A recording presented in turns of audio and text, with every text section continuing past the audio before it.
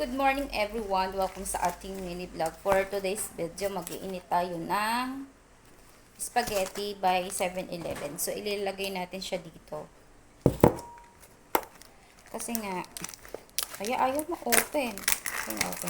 So, ganito yung hitsura niya, guys. So, alisin natin sa ano. I-reheat lang natin. Ito yung ano niya. Daming toppings, no? Sana kasya dito sa bowl. Dito. So, ayun. Ilalagay natin dito. Charan! Tingnan na naman. I-reheat natin kasi may lamig. Tapos, ayan, magme-melt yung cheese. So, ayan. Ganyan lang.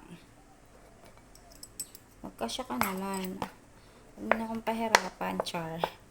So, ayun. Uy, di ata kasya. So, ayan. I-ano natin. I-reheat natin.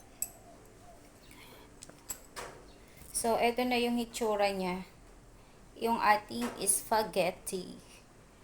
Yan. Reheat natin para umano siya lumambot tapos maging mainit. Masarap kasing kainin ng spaghetti kapag mainit. So, yan lang guys. Thank you for watching.